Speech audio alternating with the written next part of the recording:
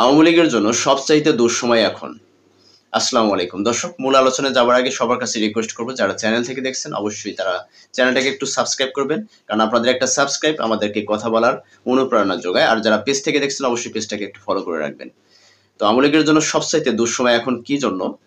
অন্তর্বর্তীকালীন সরকার একটি আইন পাশ করেছেন, আন্তর্জাতিক ট্রাইব্যুনালে বিচার কার্যক্রম শুরু হলে সেই ব্যক্তি আগামী জাতীয় সংসদ নির্বাচন থেকে শুরু করে স্থানীয় যতগুলো নির্বাচন আছে কোনো নির্বাচনে অংশগ্রহণ করতে পারবে না।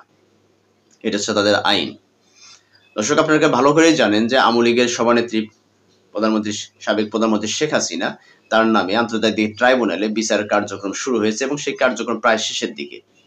তো আগামী জাতীয় সংসদ নির্বাচনে যে শেখ হাসিনা নির্বাচনে অংশগ্রহণ করতে পারবে না, এটা 100% ক্লিয়ার।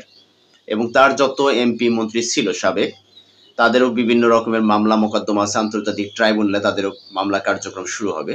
তো আগামী জাতীয় সংসদ নির্বাচনে তারাও অংশগ্রহণ করতে পারবে না, এটাও ধরে নেন। এবং যারা সিনিয়র নেতা আছে, আওয়ামী লীগের বিভিন্ন জেলা ভিত্তিক নেতাগুলো আছে, তাদেরকেও সেই আওতায় আনা হবে, এটা আপনারা ধরে নেন। আমাদের মাননীয় প্রধান উপদেষ্টা গত জাতিসংঘ অধিবেশনে তিনি যোগ দিয়ে সেখানে সাংবাদিকদের প্রশ্নের উত্তরে, যখন সাংবাদিকরা তাকে প্রশ্ন করেছিল যে আওয়ামী লীগের কার্যক্রম নিষিদ্ধ কবে তুলে নেওয়া হচ্ছে, তিনি বলছেন অচিরেই এই কার্যক্রম নিষিদ্ধ তুলে নেওয়া হবে। ধরে নিন আপনারা আন্তর্জাতিক পর্যায়ে বা আন্তর্জাতিক চাপে যদি আওয়ামী লীগের কার্যক্রম নিষিদ্ধ তুলে নেওয়া হয়, তাহলে আওয়ামী লীগ তো জাতীয় সামনের ফেব্রুয়ারিতে অর্থাৎ 26শে ফেব্রুয়ারিতে নির্বাচনে অংশগ্রহণ করতে পারবে। সেটা যেন না করতে পারে এই জন্য তড়িঘড়ি করে এই অন্তর্বর্তীকালীন সরকার আন্তর্জাতিক যে অপরাধ ট্রাইব্যুনালে বিচার কার্যক্রম শুরু হলে তার ব্যাপারে যে একটা আইন পাশ করা দরকার, সেই আইন পাশ করে ফেলেছে। অর্থাৎ যদি আন্তর্জাতিক চাপে যদি আওয়ামী লীগকে কার্যক্রম নিষিদ্ধ তুলে নেওয়া হয়, আগামী জাতীয় সংসদ নির্বাচনে সে যেন অংশগ্রহণ করতে না পারে, যার কারণে সুন্দর একটা প্রক্রিয়া শুরু করেছে যে আগামী জাতীয় সংসদে যেন সে নির্বাচনে অংশগ্রহণ করতে না পারে। তাকে যখন প্রশ্ন করা হয়েছিল যে আওয়ামী লীগ জাতীয় নির্বাচনে অংশগ্রহণ করতে পারবে কিনা, তিনি কি বলেছিলেন? তিনি বলেছিলেন যে এটা নির্বাচন কমিশনের এখতিয়ার, স্বাধীন এখতিয়ার। এবং সেখানে নির্বাচন কমিশনের ভিতর নির্বাচনের প্রতীক হিসেবে আওয়ামী লীগের কোনো প্রতীক থাকবে না, এটা তিনি ইঙ্গিত করে বলেছেন। তো এই ব্যক্তি হচ্ছে ইন্টারন্যাশনাল একজন খেলোয়াড়, অর্থাৎ মাননীয় প্রধান উপদেষ্টা হচ্ছে একজন ইন্টারন্যাশনালি খেলোয়াড়। তার যে মাথায় কখন কি নেয়, এটা আপনি আমি কোনো রাজনৈতিক ব্যক্তিত্বরা তার বুঝে উঠতে পারে না। আসলে তিনি কি পদক্ষেপ নিতে যাচ্ছেন, তার পদক্ষেপগুলো কেউ ধরতে পারে না। আপনারা লক্ষ্য করে দেখেন যে আওয়ামী লীগকে যদি সামনে থেকে মারতে যায় তখন সমস্যা হতে পারে, একজন পিছন থেকে মারা শুরু করে দিয়েছে, আওয়ামী লীগকে পিছন থেকে মারা শুরু করে দিয়েছে। কার্যক্রম নিষিদ্ধ তুলে নিলেও জাতীয় সংসদ নির্বাচনে যেন আওয়ামী লীগ অংশগ্রহণ করতে না পারে, তার যতগুলো পদক্ষেপ নেওয়া দরকার এই অন্তর্বর্তীকালীন সরকার অর্থাৎ ইউনূস সরকার সেটা পদক্ষেপ নিয়ে শুরু করে দিয়েছে। তো আন্তর্জাতিক অপরাধ ট্রাইব্যুনালে কার্যক্রম যে বিচার কার্যক্রম প্রক্রিয়াধীন চলবে বা চলমান আছে, এটা তো আপনারা ভালো করেই জানেন। তো মাননীয় যে সাবেক যে প্রধানমন্ত্রী শেখ হাসিনা, ওনার নামে তো বিচার কার্যক্রম শুরু হয়েছে। তো উনি তো দলের প্রধান হয়ে, দলের চিফ হয়ে আগামী জাতীয় সংসদ নির্বাচনে অংশগ্রহণ করতে পারবে না, এটা একদম পরিষ্কার। এবং তার যে অনুজ যারা আছে, বিভিন্ন নেতাকর্মীরা আছে, তারাও সংসদ নির্বাচনে অংশগ্রহণ করতে পারেন, এটাও ক্লিয়ার। তাহলে কার্যক্রম নিষিদ্ধ তুলে নিলে কি লাভ, আর না তুলে নিলে কি লাভ, এটাই পরিষ্কার। তো আরেকটি কথা হচ্ছে, খুব দুঃখের সাথে বলতে হচ্ছে যে আজকে একটি ব্যক্তির কথা খুব মনে পড়ে যাচ্ছে এই কথাগুলো শুরু করার সময়।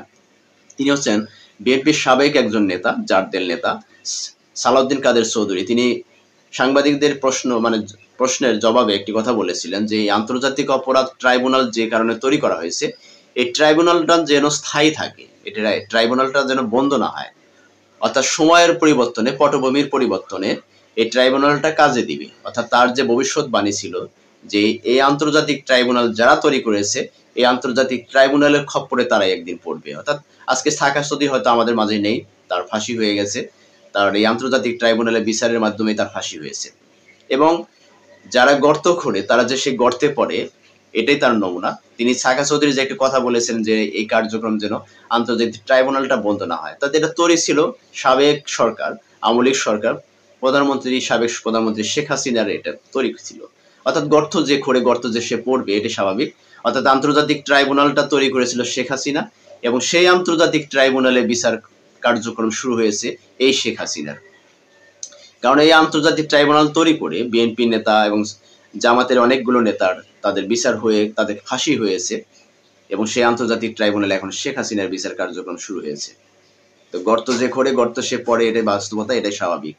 তো আজকে আওয়ামী লীগের জন্য আওয়ামী লীগ বড় গর্ত খুঁড়িয়েছিল যে বিএনপি এবং জামাতকে শাস্তি দেবার জন্য বিভিন্ন নেতাকর্মীদেরকে তাদেরকে রাজাকার উপাধি দিয়ে, তাদের দেশদ্রোহী উপাধি দিয়ে, স্বাধীনতার বিরোধী শক্তি উপাধি দিয়ে তাদেরকে এই আন্তর্জাতিক ট্রাইব্যুনালে তাদেরকে বিচার কার্যক্রম সম্পন্ন করে তাদেরকে ফাঁসির কাস্টে ঝুলানো হয়েছে, তাদেরকে ফাঁসি দেওয়া হয়েছে। আজকে হয়তো সেই ব্যক্তিরা নাই, কিন্তু তাদের যে একটা দোয়া বা তাদের যে একটা মনের ভিতরে কষ্ট ছিল বা তাদের যে সত্য মিথ্যার যে একটা বহিঃপ্রকাশ, সেটা হয়তো আজকে ঘটতে যাচ্ছে। আওয়ামী লীগের জন্য আগামী দিনগুলোতে হয়তো বা আরো বড় ধরনের কোনো দুঃসময় অপেক্ষা করছে কিনা সেটা দেখার বিষয়। কারণ আগামীতে আওয়ামী লীগের জন্য হয়তো বা এর চাইতে ভয়াবহ দুঃসময় বা ভয়াবহ পরিস্থিতির হয়তো অপেক্ষা করতেছে। কারণ এই আন্তর্জাতিক ট্রাইব্যুনালের মাধ্যমেই আগামীতে আওয়ামী লীগের বিচার হবে, আওয়ামী লীগের বিভিন্ন কার্যক্রমের বিচার হবে, বিভিন্ন নেতাকর্মীদের বিচার হবে। এটাই তার নমুনা শুরু হয়ে গেছে ইতিমধ্যে, আমরা দেখতে পাচ্ছি যেটা। তো ডক্টর ইউনূসের সাথে আওয়ামী লীগের যে খেলাটা, এই খেলাটা জমে যাচ্ছে, মোটামুটি খেলাটা জমে যাচ্ছে। খেলাটা শুরু হয়েছে 5ই আগস্টের মধ্য দিয়ে, হাসিনা পতনের মধ্য দিয়ে। আর এর পরবর্তী সময় ডক্টর ইউনূসের যে পদক্ষেপ, কার্যক্রম, তার যে চলাফেরা, তার যে ডগডিল বা তার যে কথাবার্তা, কোনোটাই দেখে মনে হবে না যে আসলে তিনি কি চাচ্ছেন বা কি করতে যাচ্ছেন। কোনো রাজনৈতিক দল বা কোনো রাজনৈতিক ব্যক্তি ডক্টর ইউনূসের যে পদক্ষেপগুলো ধরতে পারতেছে না, এবং প্রশাসনের ভিতরে কর্মকর্তারা তারাও তার পদক্ষেপগুলো ধরে রাখতে পারতেছে না।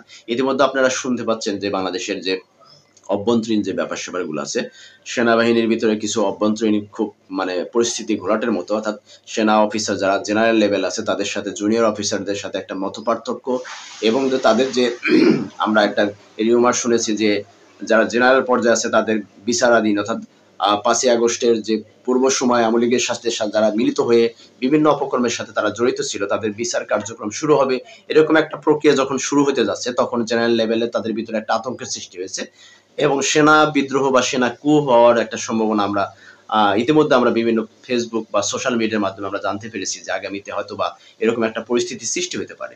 তো ডক্টর ইউনূসের সাথে সেনাপ্রধান ওয়াকারুজ্জামানের সাথে আসলে কি হতে যাচ্ছে ইন্টারনালি, এবং ওয়াকারুজ্জামান থাকছে কিনা আগামীতে সেনাপ্রধান হিসেবে, এরকম একটা রিউমার আছে। তো সবকিছু মিলে কেন যেন মনে হচ্ছে যে আগামী নির্বাচন যত ঘনিয়ে আসছে এবং এই সরকারের সাথে সেনা অফিসারদের সাথে একটা মতপার্থক্য একটা সৃষ্টি হচ্ছে, এবং অনেক রাজনৈতিক দলগুলোর সাথে মতপার্থক্য সৃষ্টি হচ্ছে।